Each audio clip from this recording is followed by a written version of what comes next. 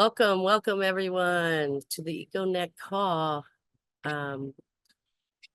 We have quite an exciting guest today, Jason Bayless. He, some of y'all may recognize him as a board member for Move to Amend, but his roots in activism go much deeper.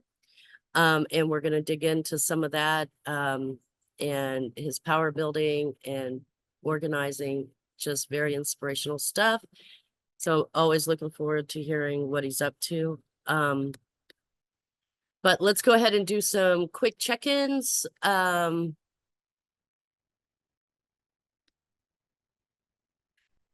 Let's see here. Barbara, you want to check in first? How are you doing? Doing good. We have a couple of things going on for next month. On the 20th, the weekend of the 20th, we're going to do another well walk. We're going to pair up with the Sierra Club. So it should be pretty good. You should have a pretty good. But in addition to that, on the 22nd, the Green Party of Pennsylvania is having a state meeting, and it's going to be at my place. I'm hosting. So that's going to be a big weekend. Friday and Saturday, we're going to be in this area, in my area in Bradford, taking people around and showing them all of the devastation in the Bradford area and the nearby Allegheny National Forest. And then on Sunday, we're going to have a Green Party meeting. So it's going to be a nice weekend, busy weekend. It sounds like a meaningful weekend spent. Well done. Looking forward to hearing how that all goes. How are you doing, Lawrence? I'm doing fine. Thank you, Jenny. Just got out of a meeting for Elders for Climate Action, a relatively new group that's trying to get them to coordinate with everybody, and stayed after the meeting and talked to the organizers. And one of them said, "Oh, you wrote down you're with Move to Amend. What a great organization." And the other one said, "Oh, maybe you could do a presentation on Move to Amend to our group." Doesn't get much easier than that. And then my next call after that was Labor in the Pulpit with the Alameda Labor Council. It's a national AFL-CIO, and they're training us to speak at churches on the weekend before Labor Day. And I'm going to be speaking to a Unitarian church, and we can modify our talk a lot. And because our Labor Council and our union has endorsed Move to Amend, we can tie the values of the church with the values of labor, and of course the values to save our planet with people power. So really looking forward to making all these connections, and just amazing what can happen in one day. As Yeah, that's fantastic. I love to hear the mycelium in action. You are amazing. Thank you so much. Thank you. How are you doing, Greg?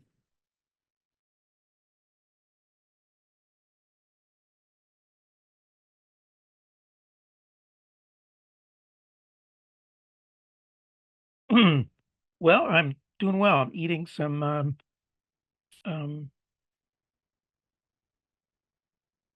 dinner, just finishing up. So doing all right. Good to be here, and good to hear these stories, and just trying to get ready to go to Chicago next week. And the watermelon is delicious. Yes. I've been digging into watermelon myself this week. Big tub of it in my fridge. Yeah, I know it's been busy. You're still at your desk at 8:30 at night, eating dinner, probably the same place you ate your lunch. Thank you for all you do. How are you doing, Alfonso? Hi, folks. Alfonso, pronounced him his. I'm doing well. I am also looking forward to being in Chicago next week. And just trying to meet deadlines and get some works done today. And yeah, catching up on a bunch of things. But happy to be here with you all sharing this space. Pass. Oh, and I'm located in South Texas. Awesome. Glad to be sharing this space with you as well. So, you want to do a quick check-in, Katie? How are you on the road? I'm doing great. I just had a first time on my phone doing Zoom, but I'm at a beautiful butterfly garden in Tennessee and enjoying the nature. So my son is he's having some problems with his eyes. He's been blind since legally blind since birth, and he really wanted to attend his sister's wedding, and he hasn't been able to drive. So I volunteered to drive him up here, and I'm so glad I did. It's been a lovely trip. So. But still working on Move to 'em and stuff. So excited about the DNC trip and all the new energy that's coming on. So, and thanks, Lawrence, for all you do. That was a great update.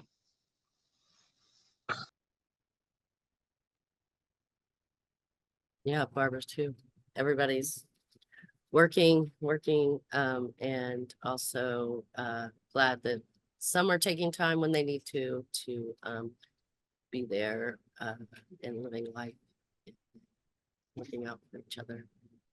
I'm doing well. I'm super excited about this conversation. Like I said, I know we missed last month, so it probably threw things off. I did send out another reminder email. So I'm surprised we don't have more people here. They may be wanting to catch it on the replay, which is one of the reasons why we took last month off, because it's the summer and people are getting out in the throes of nature while they still can. Barbara, I have to use a earphone to hear on Zoom, but not when on video, when my video's off. Okay, that sounds good. And yeah, I would thank you so much for sharing the Bradford oil sands too. That's the event you're going to be doing. We'll get into those trenches a little more. I want to turn it over to Jason before then. How are you doing, Jason? Tell us what's going on in your world. You're always involved in so many amazing things, and looking forward to hearing Well, thank you. where it's at. Things are good. It's hot here. I hope my fan's not too loud. I need it. It's hot.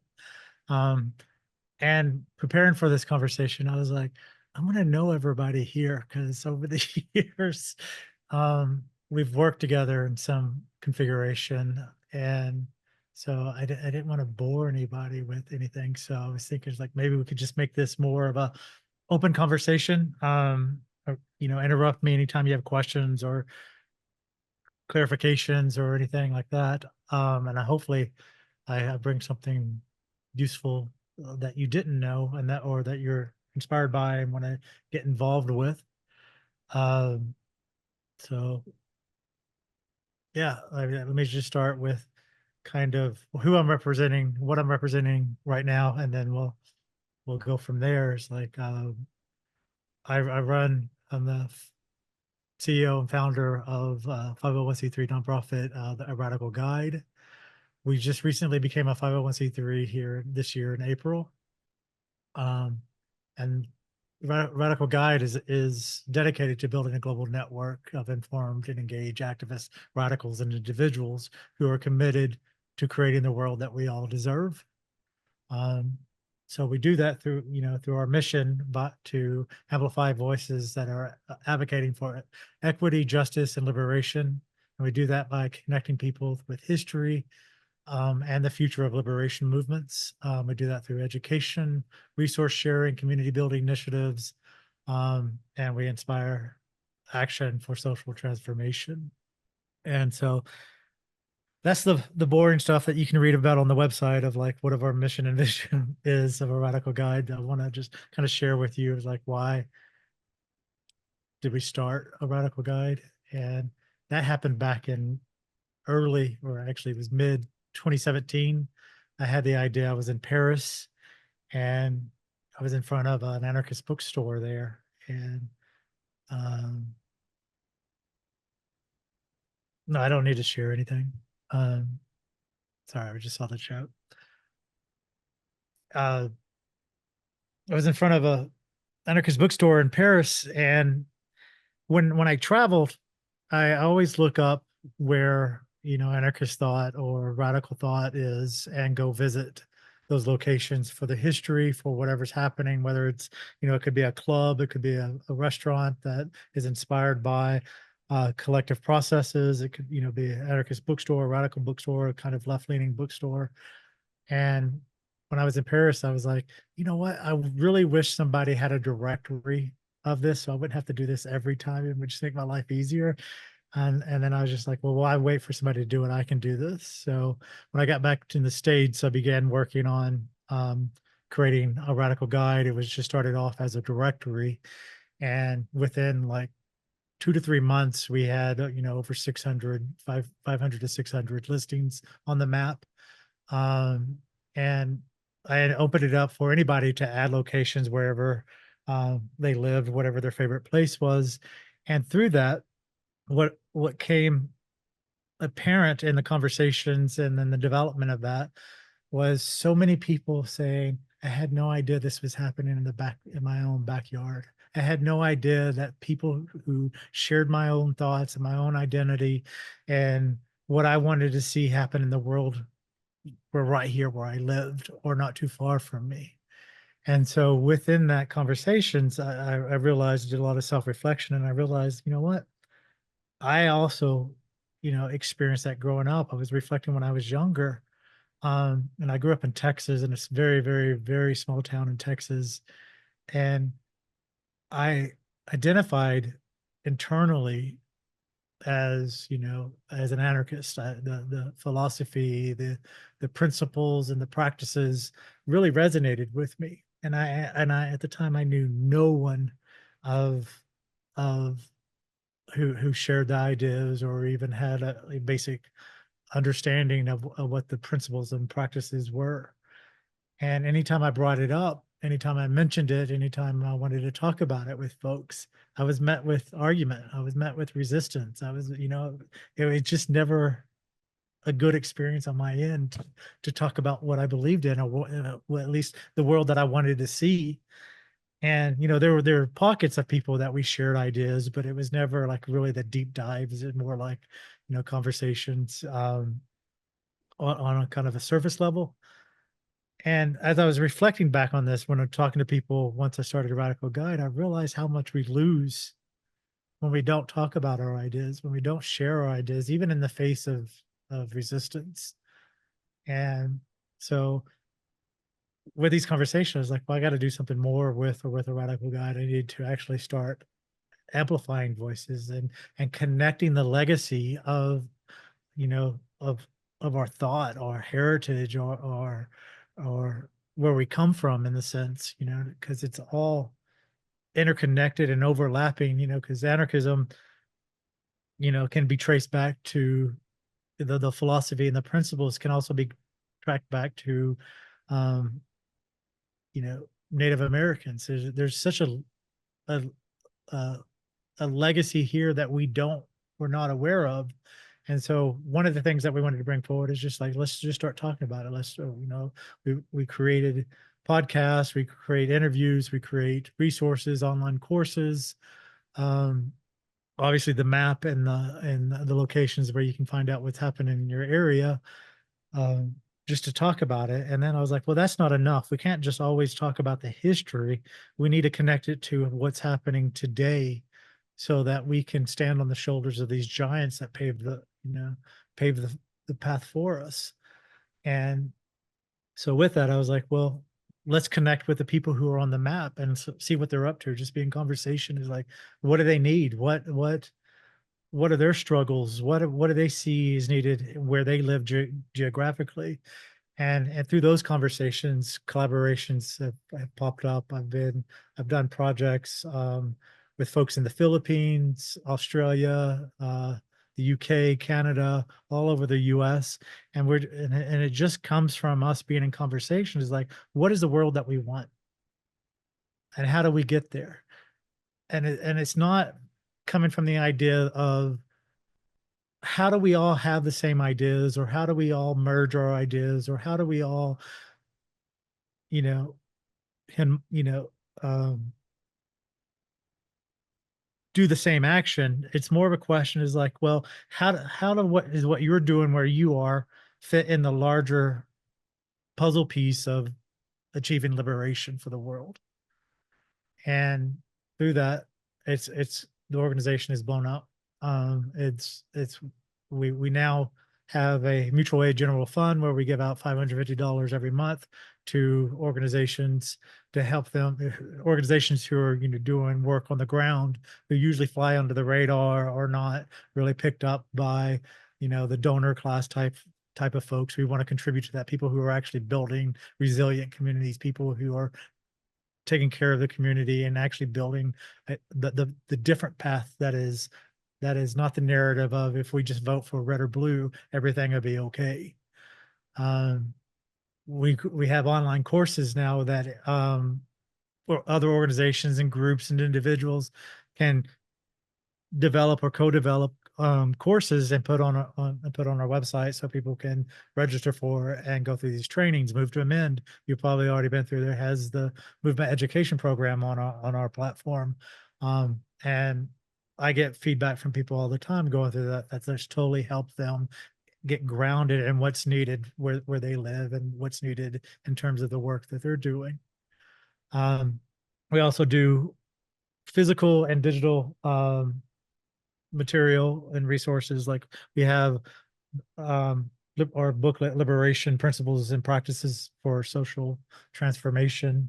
And that's really just to give us permission to talk about these subjects and what it looks like, not in a theoretical, but on a practical level. It's like, how do we bring forward and how do we embody liberation in our work and our lives and everything that we do to create that world that we want.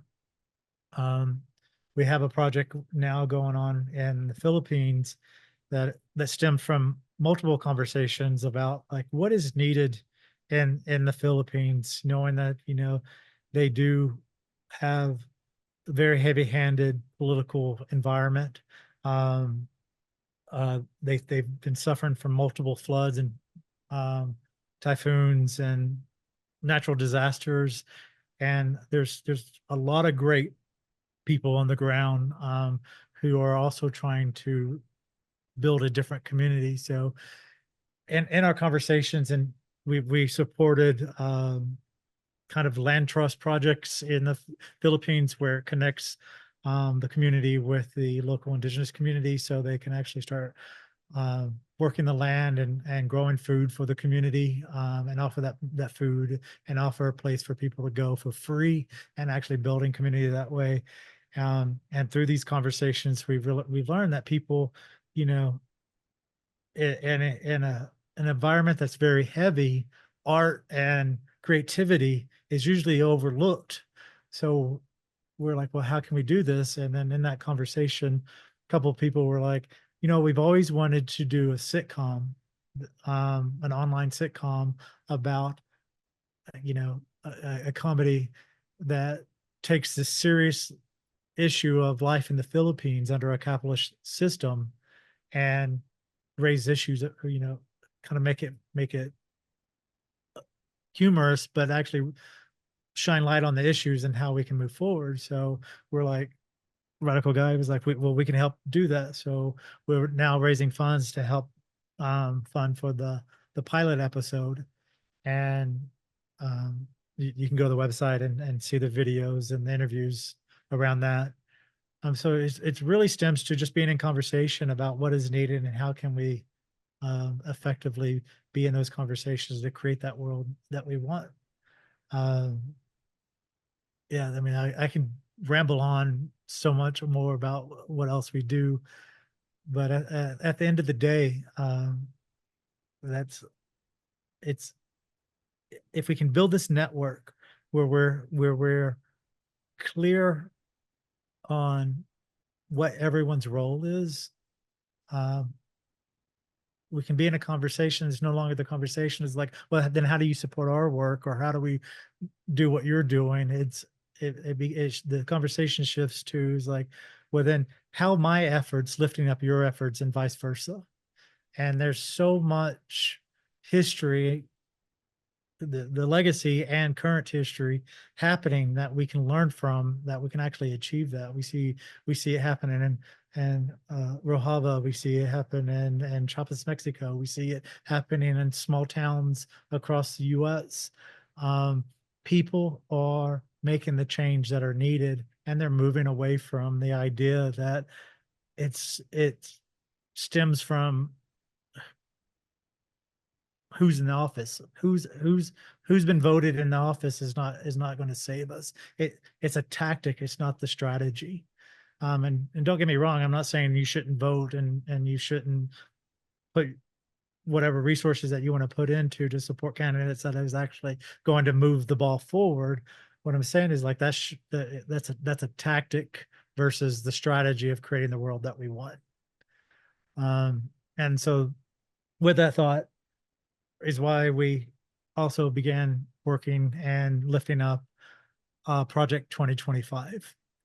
We created a resource and a printout resource and a directory resource focused on Project 2025 to really look at the issues. Like, this is not a federal conversation. If it doesn't matter who's sits in, well, I mean, it matters, but it doesn't matter who's in the seat in the White House in this context, because the only thing that changes for Project 2025 is the speed in which these things move forward. And when you really look at what Project 2025 is doing, they're taking a page out of the book that we may be familiar with in terms of like what CellDef and other groups that are looking at community rights and local rights efforts. That's where they're targeting, because it's not the federal government that sets the budget to increase the police budget.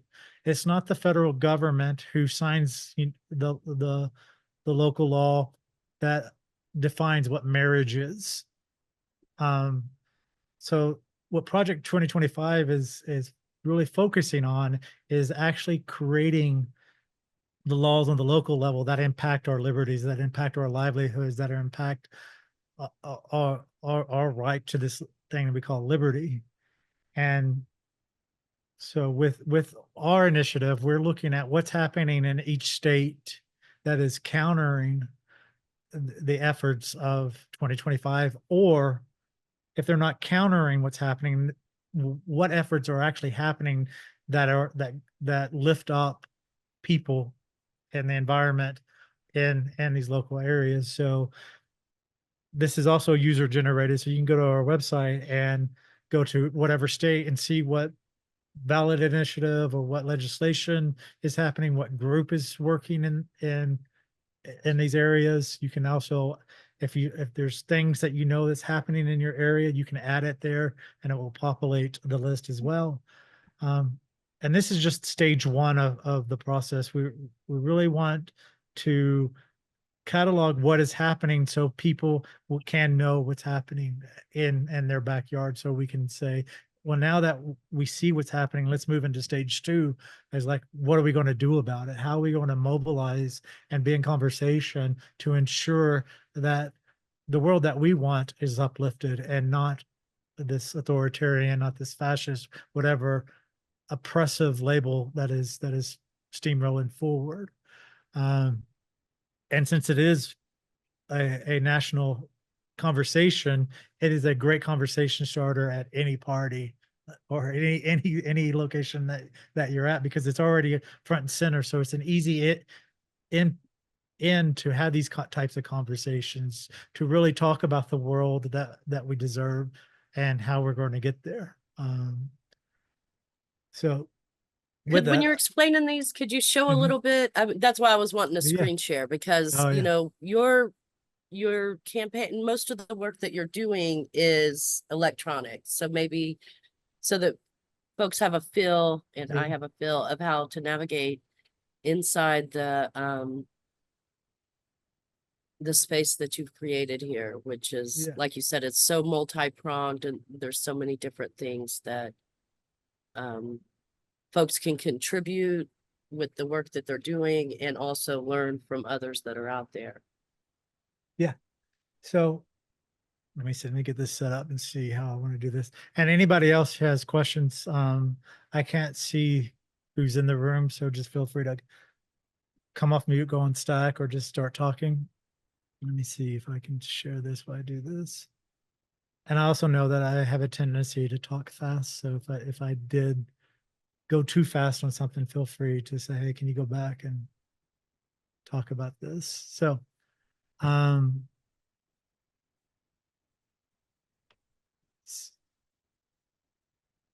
then, so you should be able to see my webpage, right? Radical Guide. Okay. I can see it. And if this is not the path that you were asking me to do, please correct me. But essentially, this is the front page of a Radical Guide, and I try to have it populated with all the newest stuff, so you can see all the newest locations that happened this week. Or at the top, you want to add a location, we'll talk about that in a minute. You can click there. We have a blog post, which we do audiobooks, we do podcasts, we do panel discussions, interviews, and all this. And every week, every Wednesday at 8:30 in the 8:30 a.m. Pacific, we drop a podcast. This is like 4 to 5 minute long podcast that we call Resistance and Focus. And what this does is really connect us to our historical legacy, about how people throughout history have confronted oppression. And so as you can see here, and it's not just focused to the US, it's a global narrative. We have speaking of our collaboration projects, this is a new one that we just launched this week, that Arc-Bound Publishers is a nonprofit, a charity book publisher in the UK who's putting together a book, a multi-author book based on the ecological crisis, societal collapse, and revolution.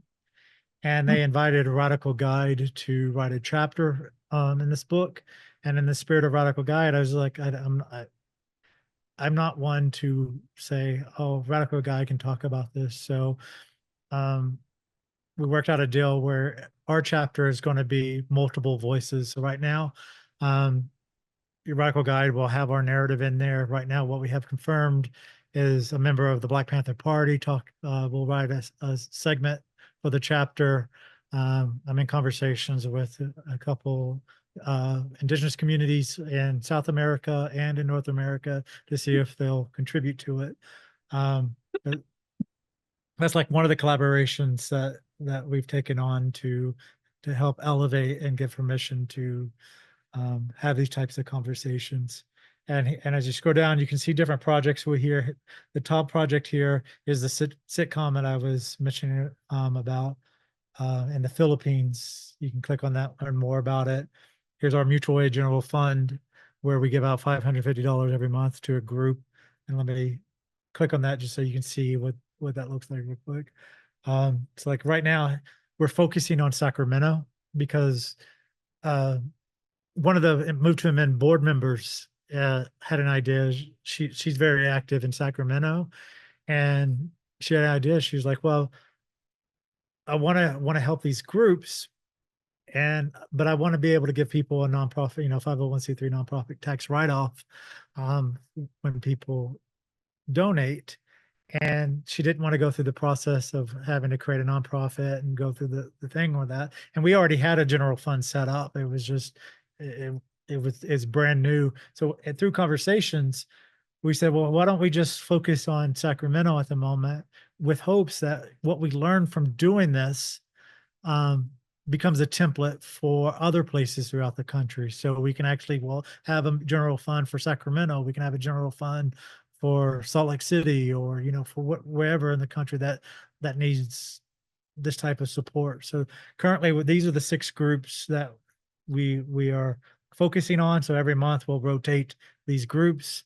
You can donate, and as you can see, every donation we secured $250 a month matching donation. So every month, if we hit $250, we will be matched another $250. And that money goes untethered to the groups that were listed in there every month, you know, one group from that list. So that's one of the kind of mutual aid projects that we're working on. The other projects that we have here that's listed is essentially because we have a donor who was really excited about the work and the potential that we had. They put up a matching grant for $60,000 to a radical guide if we can raise $60,000. And I was like, I've never personally done that before. That's a lot of money to raise. So we worked out a deal where they were going to put it up $10,000 per segment. So when we just need to raise $10,000, and they'll pay out, they'll match the $10,000, and then we'll do that until we hit 60K. Because I see they wanted to invest into Radical Guide because they see the potential and possibilities of what we have and what we're cultivating, and that kind of stems from our commitment to be in conversation. I don't know if you've been connected with General Strike US, which is also a grassroots organization that is developing chapters throughout the United States to really look at what's needed on the local level so that they can build enough momentum to strike so our demands, what we need in the world, can be met. We're in conversation that Radical Guide is a partnering organization with that, and we're on the back end a lot, helping them with resources, with different things which I can't publicly talk about just yet because we're going to be announcing it in a couple of weeks. But so stay tuned for that. And then finally, what started all of this is all of our locations throughout the world. Right now, we have over 1,000 different locations worldwide, and you can click on this, and I think there's only like 10 per page listing, but as you can go through the list, you'll see the population of where things are. We have it in Japan. We have it in Russia. You know, we have it all over the world. So you can go up here and say, well, what do I want to look for? Do I want to look for bookstores? Let's see what's happening, and it will populate and it will take you to it. You click on the links and you'll get there. Look at the Wooden Shoe, which is a great bookstore. It's an anarchist collective bookstore, but so you'll get here, you'll see where they're located, their address, their telephone if you want to reach out, their website, the social media information about them. You can leave a review. So it's like a radical Yelp, if you will. And then so to find all this, we try to simplify the menu. You can donate. You can submit your listing. You just click there, and then you can just add all the information about the location, and it will be populated the map. Our explore menu is everything from our blog to our map to our podcast to our online courses, our audio books, our projects and Project 2025, and our resources. And then we have all these under support of all the campaigns that you can donate to, whether it's directly to Radical Guide or a project that we're working on to try to raise money for. So I'm going to stop rambling and see what questions you may have. And thanks for listening.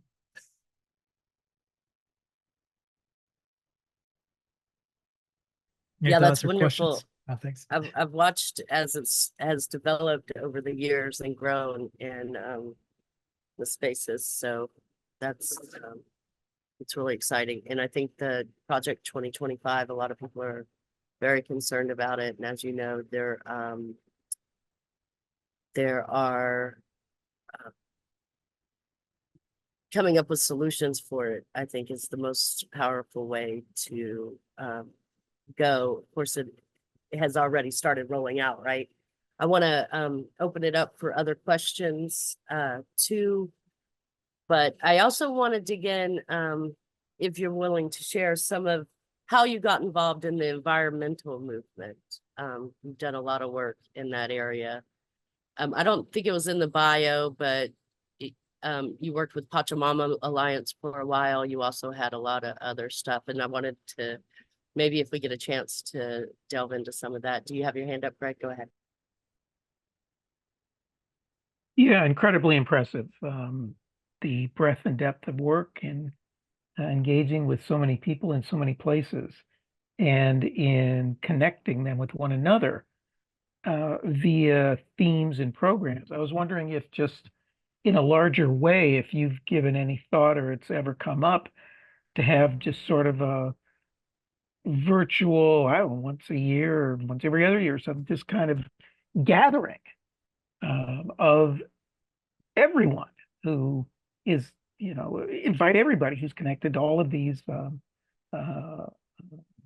organizations and groups to just learn from one another and the like, inspire, etc. Yeah, no, that's a great question. I think, yes, I've thought about it, and to a certain degree, we have done that. I mean, like, the collaboration between Radical Guide and Move to Amend with the Radical Gathering did that for the U.S. Brought people together to talk about what they were up to, with the hopes to, how do we support each other moving forward.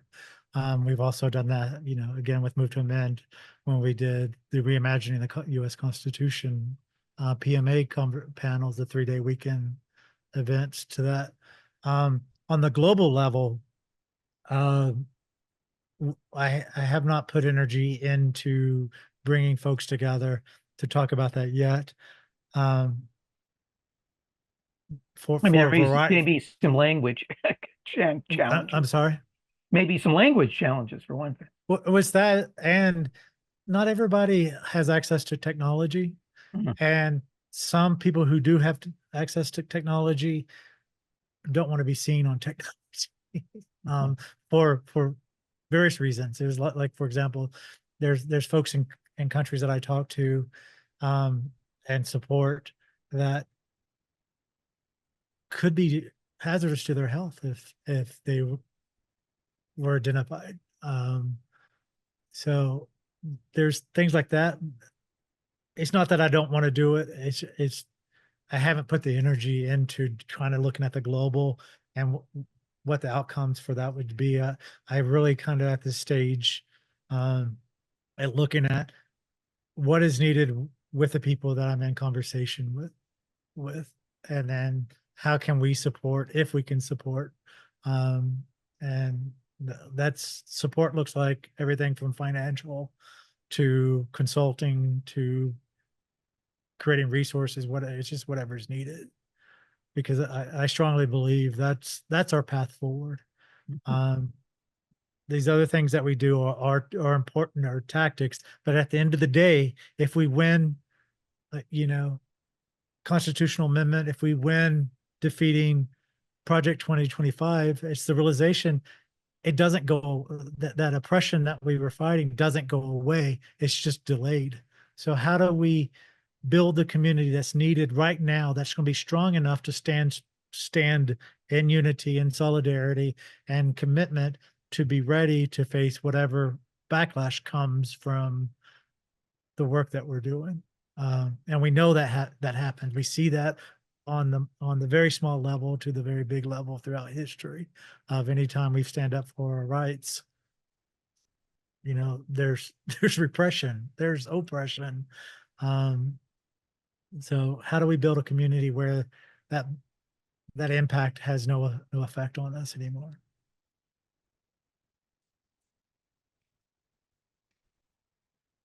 And then I think, if there's, just to speak to your question about how I got involved with environmental, one, I think fundamentally ever since I was young. I grew up, you know, as I mentioned, small town Texas. I grew up on a farm, so I just my lived experience. I had a close personal connection already to the land and to earth, and so it was a natural progression from the same concept that I had that transitioned me from, you know, growing up raising animals on a farm for food to becoming vegan and becoming an animal rights activist. Is like, if I'm committed to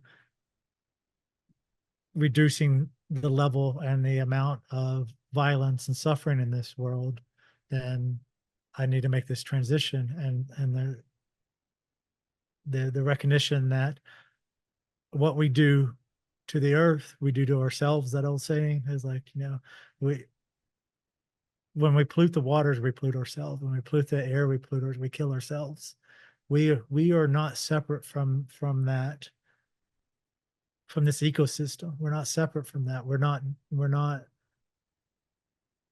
We can't build bunkers and control, you know, atmosphere controlled environments and destroy the world, because we're not going to survive in that.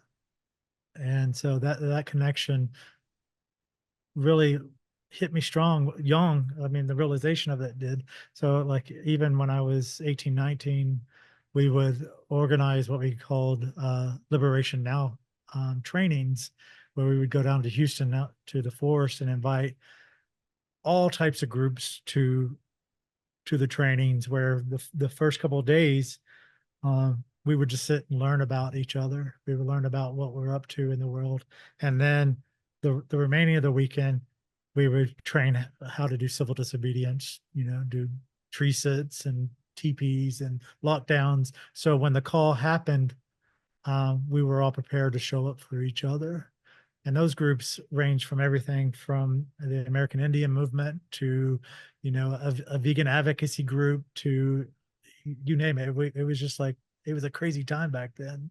And it was amazing and powerful. We did so many amazing things in Texas because of our commitment to each other and the protection of both planet and people. So I think it's just been baked in for the whole thing. We can't, none of our narrative, none of our actions should be separate.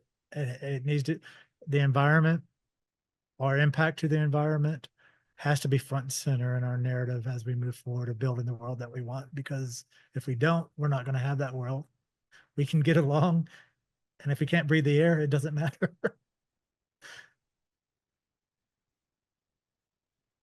Absolutely. Absolutely. Yeah, I've heard some stories of some of the stuff that you were able to be a part of, and I agree, pretty amazing time. Thank you all for that. Does anyone have any questions? What are your thoughts? What are the feelings that you're hearing when you're here, when Jason's sharing the work he's doing? Go ahead, Lawrence. Yeah, I just have a quick question, Jason. Good to see you. I might have missed it. Is there a way for networking on the website? And do you think it would be helpful in the future? I know it'd probably be a big undertaking to have some kind of a like a chat feature or something where people from all over the world could coordinate and you know, be able to communicate. Yeah. There's not a chat feature in that sense on the website yet. And hasn't been a big demand for it at the moment. Because I think most people with Adam and Conversations already have their communication network set up. So we use those for these small conversations. And I'm also thinking of ways to incorporate like a Discord channel or something where people who do want to share resources, that with little resistance, you know, right now, if you want to share resources, you got to put it on the website and stuff. So I'm trying to think of like, would a Discord channel be a way that people can connect and share resources and be conversation that way. But I just haven't pulled the trigger on that yet. Because that also takes resources of my time, and we'll get Yeah, there. yeah, that sounds absolutely wonderful. Thank you. But you can add to different parts, right? So you can add anything, local stuff that, resistant stuff in your state or area, pertaining to Project 2025, right? Mhm. And then also, spaces in your community, that can be added, to the map. Yeah. Right? Let me share my Isn't that- screen real quick and just show Okay. two things. And then in terms of that, so yeah, in terms of being able to share resources related to Project 2025, like here's the Project 2025 Resistance Initiative page. As you can see here, you can just click on the states and see what we have populated. It's not up to date yet. I mean, it's up to date, but it's not complete yet. But if you scroll down to the bottom, you have this form here where you can put what's happening in your area.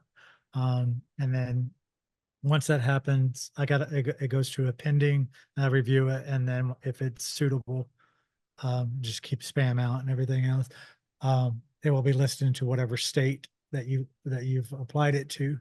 The other thing for the map, if you go to submit your listing here, this is where you put in the information of like if you're saying, hey, there's a great community center where they have great panels or great conversations and workshops and community support, whatever, you can put it here, put the address, website, all that stuff, hours if they have it, social media handles, description, etc., photos, and then save it. That will also go into pending so I can review it to make sure it's not spam or inappropriate, and then gets approved. And then that shows up on that map that I showed you earlier, that you can see that. So those are currently the two ways that you can connect to the network. It's just not a two-way street. It's a one-way kind of conversation.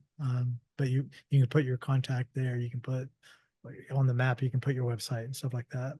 I'm not putting people's contact information on the Project 2025 just for safety reasons. I have mechanisms set in place if people want to contact what's happening on a local level, they can go through me and I'll filter that through just for safety reasons. But there is a way that they could plug into actions if right, whatever Yeah. type of. Yeah.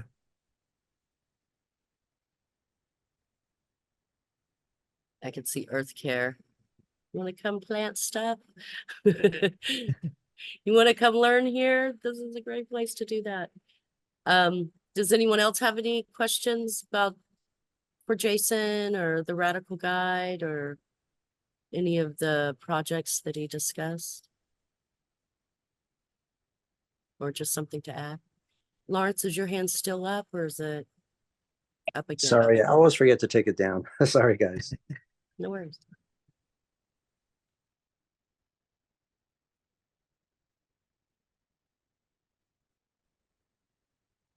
We have someone coming in right now. Wonderful. I also see the Project 2025 move to amend had proposed 3 statutory reforms, and some are being implemented now, one of which is in Ohio against First Energy, trying to revoke their charter. So that would be a great one to put on there, I think. Yeah.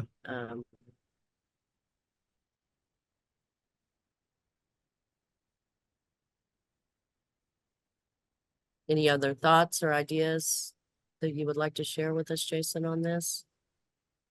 I think like, if you want to be in conversation, if something comes up after this call, you can reach out to me at jason@radical-guide.com or use the contact button on the page that goes directly to me. Yeah, thanks for listening to me and allowing me to ramble a bit about all the different things I'm poking I at. love that. A bat just flew in here. Nice. I know, right? Isn't that great? used to the rehab doggy bats. door fell off, so it just flew right in. That's so funny. Yeah, Marcy says she's looking forward to having time to explore the website in the chat. Really appreciate you coming and sharing this with us. I've already used it as a resource for several different things, including having discussions about Project 2025. I was digging into stuff and I found this to be really digestible, really understandable and easy to share in conversation beyond the ones that we were having and beyond myself. So really appreciated that. And I was like, oh, somebody else might find this really valuable. Bats and frogs. You hear my frogs too? I'm in the swamps here in Florida. And well, if no one has any more questions for you at this moment, you're more than welcome to stay. We're going to go through different things. We're going to get reports from folks, what they're doing in their communities right now. And we might just find that there's already collaborations that could happen. Mycelium seems to be the theme that I'm seeing a lot recently. So again, did you want to stay or you think for a little Yeah, while? no, I'm gonna go off camera so I can turn off this light because it's always so bright. But yeah, I wanna hear what's going on. I'm like really excited about it. So, and I want to thank all of you for listening to me and thank you for inviting me. And I look forward to see what comes from it. So thank you. Absolutely. Thank you so much. So glad you came. Always doing amazing stuff. Well, we're at this point where we get to hear from everyone else too, reports from the leaders. We're gonna open stack. What are y'all up to? What's going on in your world? I know that you know, there's just a lot of energy going on. It is summertime, so I know everybody's like working their magic in their local communities. Who would like to share some of the stuff that they're doing and what's going on?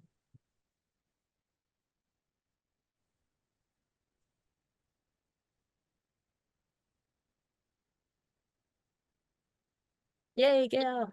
Yes.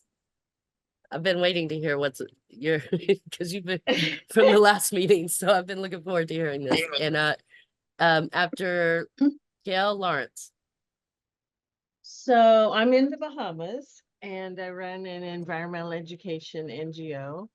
And I'm just finished a course with Cornell University on climate advocacy. So we are my group of 3 people who did the class together.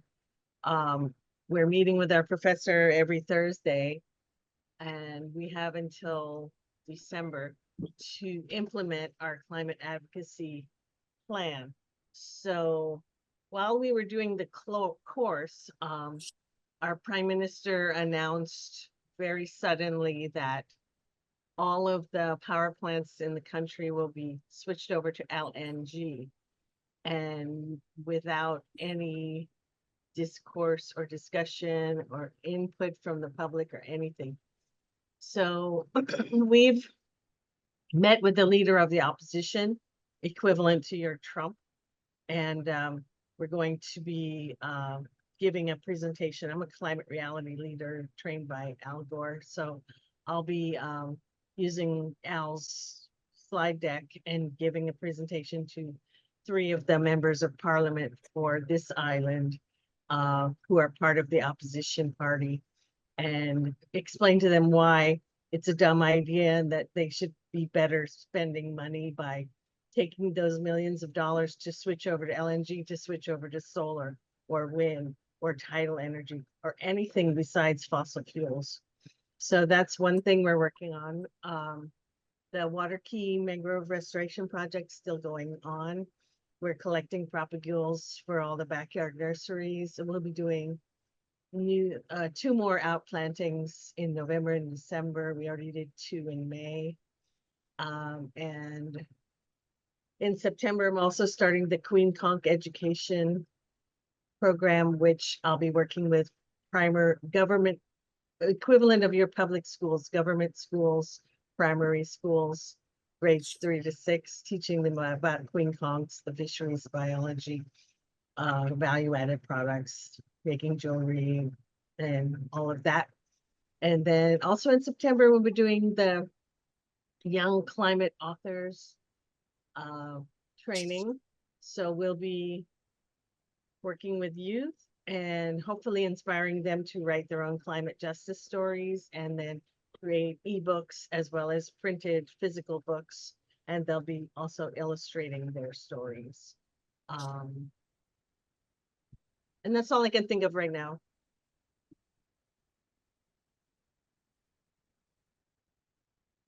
That's a lot. I didn't get it all in the notes. I was trying, I got some of them. Please add, please add. Oh, I if forgot. you would like. We're also shooting a movie starting in 2 weeks, an environmental story incorporating the mythical creatures called Chickcharnies, which are based on owls. They're protectors of the forest and Andros. And so the story is a fictional horror film about 4 environmentalists, several of whom have sold out and become greenwashers, and getting abducted by these creatures who they think are humans with masks. And basically in the end, one of them is based on me, but in the end, the twist will be that the cultists are actually the creatures, and the creatures are going to assume the identities of the environmentalists and actually protect the forest. So we're starting filming that in about 2 weeks.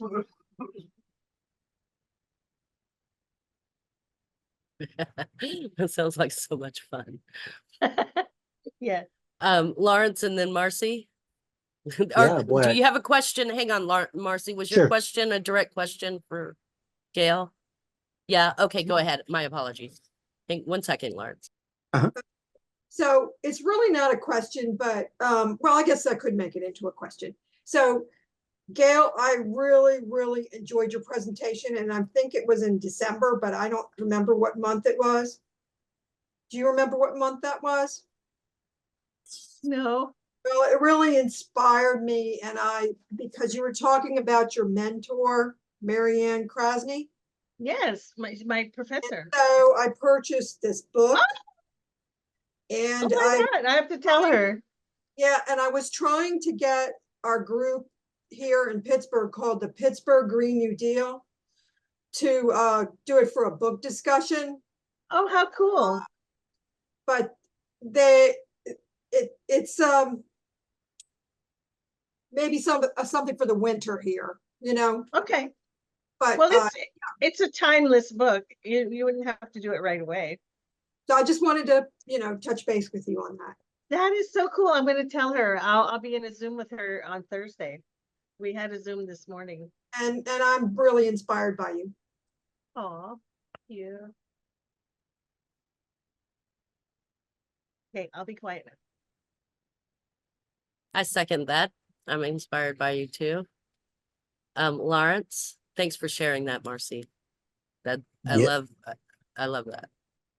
Yeah, thank you guys. It just shows the power of this meeting too, of EcoNet, and networking different environmental groups from different places, how the Caribbean can jump all the way to the mainland and beyond. So great job, everybody. And also the owl thing was really amazing because I just got off of a presentation on the owls of the world. I think it was with Audubon or somebody, and they talked about how powerful owls are, how much significance they hold in so many different cultures and societies around the world. That sounds wonderful. And of course, that's another huge reason why we need to fight so hard to maintain or get back people power to protect biodiversity and not lose our owls, because we are losing them all over. On that note, I just wanted to say that we've been fighting here in San Leandro to teach everybody in this part of California and the East San Francisco Bay Area how important it is to plant native plants, where we've lost so many, and most of the nurseries still sell plants from all over the world. And so we made some progress. We had a new city official come that started resilience hubs, and part of the resilience hubs, we formed a homegrown habitat group at the library. We created a demonstration garden in the patio of the library to show what kind of native plants you could grow in your garden and whatnot. And then we started a tree program, got a big grant, we're planting trees. And then all of a sudden we had an election, and the progressive mayor, we lost them and got a conservative one, and then we lost some of our, and so all of a sudden the politics changed, and they eliminated the position of the woman that was creating these programs, the resilience hubs, and community organizing, and all these grassroots projects, because they're sort of threatened by power that they can't control. So it's so interesting the way that cities are a microcosm of the larger world.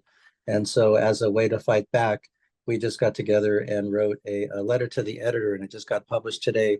And I was going to read it, but why don't I wait till the very end? And if there's time for about a minute and a half to read this letter, I'll read it. But so for now, pass.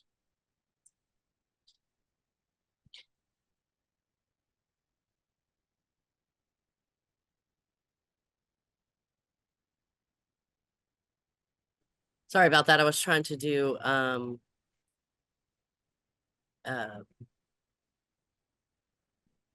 the notes at the same time. So just switching back and forth has been a little bit difficult. If you have hands free, anybody that wants to help with notes, that'd be great. Well, we do have it recorded. Never mind. I'm going to quit. But I am trying to drop some of these links because they're really important. I also put a link into the audiobooks that Radical Guide has up, that I'm really into the books on audiobooks now, and they have just some amazing collection there. So I put that, linked that into the agenda as well. Barbara, you said you had more you wanted to share with us about what you were doing. You wanted to wait until we got to this agenda section.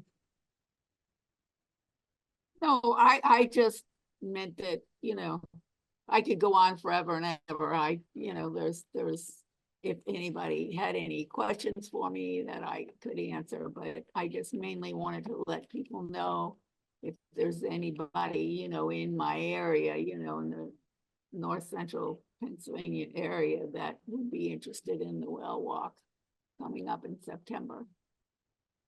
But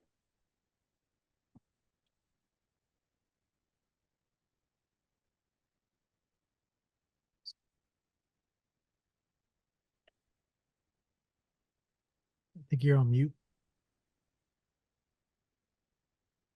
Sorry about that. Do you have a link for that, Barbara, that you can share, that we can share out? not And you can send it to me later. You don't have to find it now, but if you want to send it to me, that'd be great. in fact, it's kind of in the middle of we're discussion, but there's no. There was the Green Party was supposed to get together and registration for the thing, and nobody is And permit all that. They're waiting. I don't know if they're waiting for me to do it or what's happening. I have to get back with people and find out. So, but I can definitely send you a link when I get one. Okay, thanks. Yeah, I'd like to see it. Mhm. Bob, did you want to share anything about this that you shared in the chat? Did you want to add any layers or details to that, or just dig in and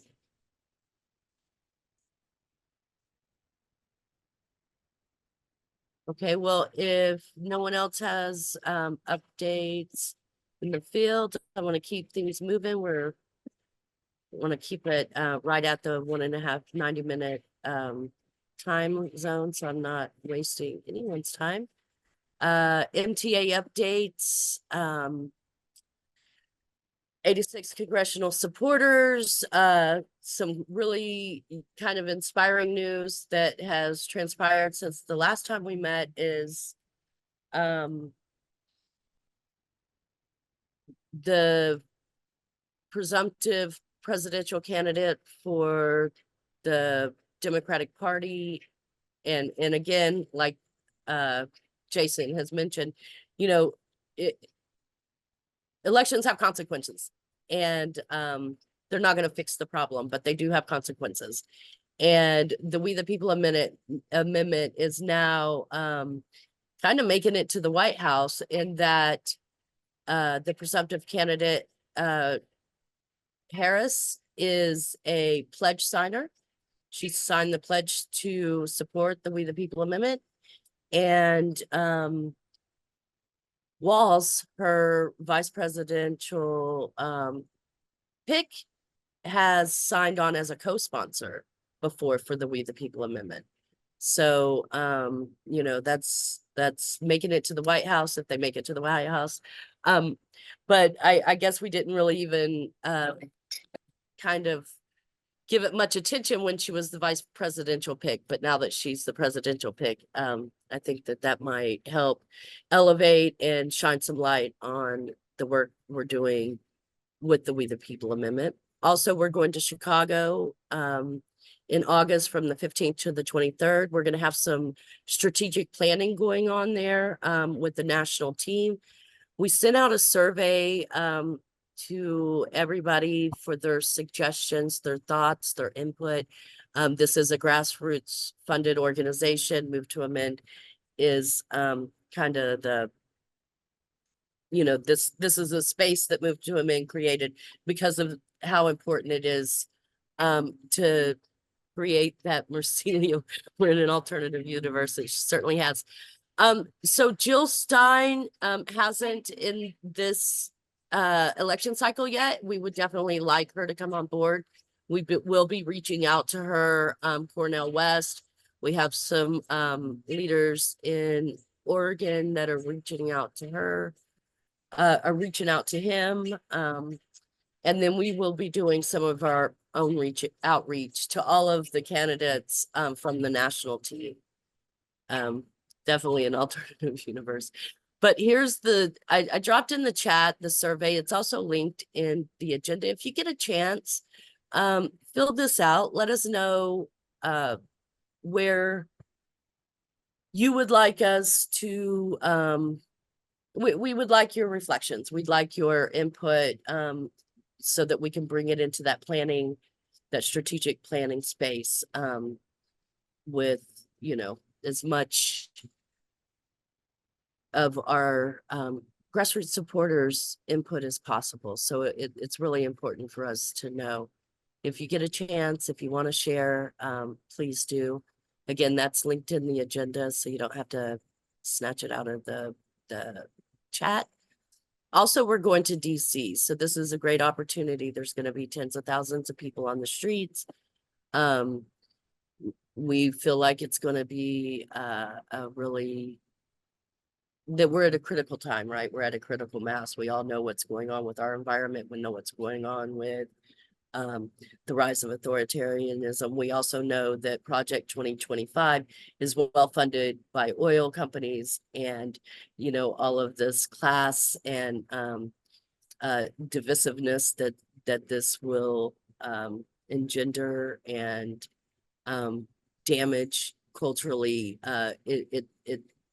It's all about that money, and they're trying to destroy any chances of us being able to regulate the last threads or veneer of a democracy. So, you know, this is the time. So we're excited about going to Chicago. We have some really powerful events scheduled. We're going to also, you know, there's going to be fun in the revolution, right? So we have some street theater. We're going to have some costumes. We're going to have, you know, some truth and making some real connections and building relationships while we're on the ground there. So if that's something that you want to be a part of, or if you know anybody that's going to be in the area, if you have anybody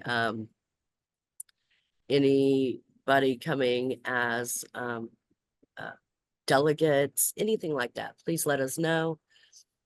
We do have up to 225 survey responses so far.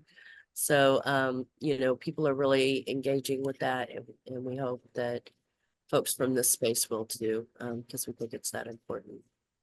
And then, is there anything left there on the MTA updates? These dogs are so loud. I'm so sorry about that.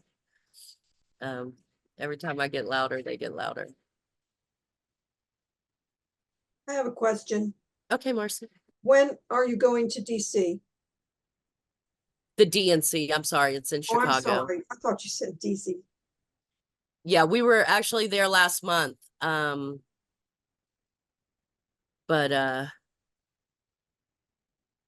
And not did go you ahead. talk about it already at the last month's meeting? No, we haven't. That's in the action updates, which if Alfonso or Greg, if you want to give us some updates on this. I guess Alfonso is with the Poor People's Campaign as well, Veterans for Peace. And the move and the lobbying update. Sorry to spring that on you. Yeah, no problem. So yeah, the dates exactly, that's something you don't recall, but it was the last couple weeks of July, and yeah, we were there for the Poor People's Campaign rally, which was on a Saturday. I want to say was the 29th. That's June. Yeah, sorry, my bad. The dates are all over the place right now. I wasn't, I didn't have anything prepared for that to give a report with details, but yeah, we were there on that Saturday. There were probably 5,000 people all outside of Congress. It was a huge rally. And then for the Veterans for Peace, we rallied with them in Annapolis, and then we marched from Baltimore for a couple hours. Sandy Vocinius, a longtime volunteer, was also there. And we also participated, well, they participated and we walked in solidarity with them at the 4th of July parade, which was like probably 5 miles from Tacoma Park. And then on the 5th, July 5th, I do recall that it was the day after Independence Day, and they rallied outside the White House on Lafayette Park. And that rally had like probably 1,000, 1,500 people show up. It was pretty good, a good turnout. And that was a transition to another movement that was starting their events on the weekend, or the No to NATO, Yes to Peace movement. They also held events on Saturday and Sunday. I participated on some of those on Saturday. And then on Monday, Sandy Lucinius and we went to Capitol Hill to do some more lobbying. Oh, I forgot to mention, before all those events started, Janie and Katie from the Mutual National team were in DC with me, and we did like 50 some, right? Yeah, like around 50 some, 50 plus offices that we visited. I don't recall the number exactly, but it was for sure we had like 50 packages, and we got rid of all of them, and we even had to come up with some more on the fly. And then when Sandy and I went back on Monday, the 8th, the day before I came back home on the 9th, we did again like 8 more offices. One of them being Sandy's representative, and one being another Ohio rep, although not her rep directly, but a very controversial one, Jim Jordan. But yeah, we left pretty much no stone unturned. We tried knocking on as many doors as we can. And let me see if I'm missing something else. No, that's pretty much it. That's pretty much like 3 weeks in a summary, 3 weeks of activities in DC.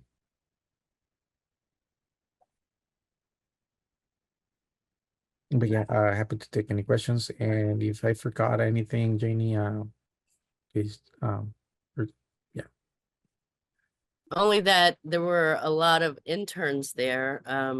There was Yeah. recess for quite a bit of while we were there, and the interns were super enthusiastic about it. So it made it a lot more fun. It wasn't as staunch and stuffy, and we really got to talk to these young folks that, you know, haven't been they were just really, really enthusiastic about it. And, you know, they're probably the ones that are going to pass this ultimately. So, and definitely going to be having to deal with the effects of what corporate constitutional rights and money in our politics are garnering, the rising authoritarianism and such. So no, I think you hit it all. And We knocked on a lot of doors. we also encounter Medea Benjamin and some of the folks of Code Pink along on the hallways of Congress. And Medea Benjamin is one of the Mutual Man's initial signatories. So just something that worth mentioning. Yeah, the Veterans for Peace have taken on, not only are they an endorser of the We the People Amendment and Move to Amend, but they've also taken it on as part of their strategic goals. So that's pretty exciting. And, you know, as we talked about in here before, there's been environmental groups such as the Water Coalition in Northern California that have done the same. And it's just going to take all of us. So that's good. There were a couple of updates. I wanted to do Summer of Heat mass action links. They were doing a lot of protesting in front of and shutting down banks. Currently, there is a Stop the Money pipeline protests that just happened, and they have arrested and have yet to release our heroes taking this on, one of which is a 63-year-old grandfather and professional celloist. And they have him on criminal contempt charges for playing Bach, and he's very good. He should not be penalized for playing very good Bach, even if it is in the belly of something like the City Bank. So, does anybody have any questions about any of those updates? Sorry for being so many questions. So if I wanted to learn more about the Summer of Heat, is there like a website for that, or just Google it? Yes, ma'am. In the agenda, they're all linked in there towards the bottom. I will try to capture all of these links, including yours, Jason, to leave a review for great nonprofits and the Radical Guide, doing the tireless work for building mutual aid, not individual aid or individual profit. So definitely putting that in there. But let me drop that in the chat for you again, Marcy, so you'll See it have at it handy. 9:14. At 9:14, is that the same thing? Mm-hmm. Okay. 9:14 and I at got it. 9:25, I just put it in. Oh, Okay. I sent it directly to Jason. Okay. Thank you. Absolutely. And yeah, if you scroll down, then you'll see Summer of Heat. You'll also see the Stop the Money pipeline. And also we put in here this Action Network campaign that's going on. Let President Biden know you stand with Stephen Donziger. I'm sure all of y'all remember that he helped the affected communities win a historic $9.5 billion class action lawsuit against Chevron for its egregious environmental and human rights violations. And this judgment was won by indigenous groups in South America. And since then, in Ecuador. And since then, he has become a target. And if you're not familiar with the story, please look it up. And if you are, please go ahead and give this a sign. And I did kind of skip over this. I put in the news, we need an Independence Day from SCOTUS. It was something that moved to amend, sent out about the insane, horrible, illegitimate Supreme Court that, about the regulatory powers and the Chevron deference, the EPA good neighbor rule that they struck down, the bribery and appearance of corruption, gutting those guardrails, the grants pass overturned, which of course just penalizes people for being poor or houseless, and then of course presidential immunity. But I put that in there in the news because it affects everything. And I wanted to raise up one more time the call for democratizing the environmental organizing doc for EcoNet, Ecology Network. We haven't solidified that yet. Would love your input on that as well. I know that, hey, it's almost like they listened. But we would love your input on this letter so that we can sign on together. If there's anything you think is missing, anything that needs to be added, your input is invaluable to this. And that's all we have on the agenda right now. Again, many thanks, Jason, and to all of y'all for all the work that you're doing. Please reach out if you have any questions about this or anything else. Like Jason said, you can find him at Jason at the Radical Guide. Katie Stack. Go ahead. I Katie. just so I had to drive about 45 minutes and listen to the EcoNet the whole way, and I have two 16-year-olds that were in the car that were like, "Hey, that's really cool stuff." So it's been about a lot of we come from a area where there's some Trump supporters, and kids are very curious about politics, and they don't feel things are right, but they're they haven't been exposed to much, but a lot of hate and violence, and so it was nice to hear all the positive stuff you guys are doing, and showing the kids that if you're active and care about things, that change is possible.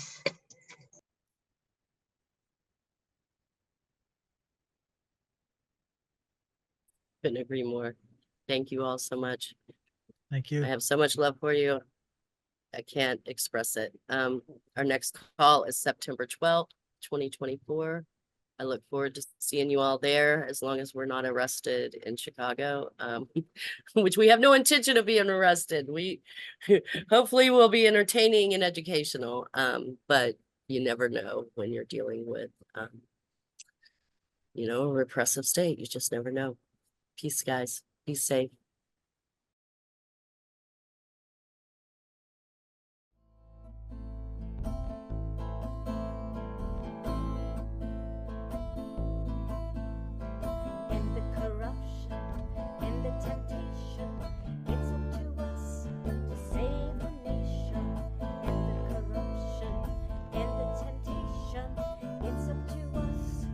Save the nation, get the big money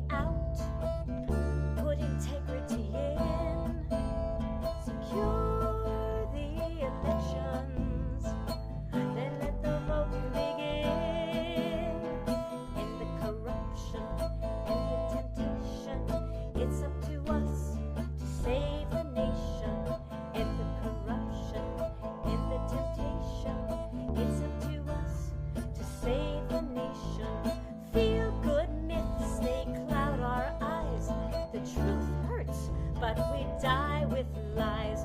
Do we ignore our people's cries? Or do we all the people rise? And the corruption and the temptation, it's up to us to save the nation. And the corruption and the temptation, it's up to us to save the nation. Here is what we want to see: democracy for you and me. Ranked choice voting, a paper trail, and those who cheat, put them in jail. And the corruption and the temptation, it's up to us to save the nation. And the corruption and the temptation, it's up to us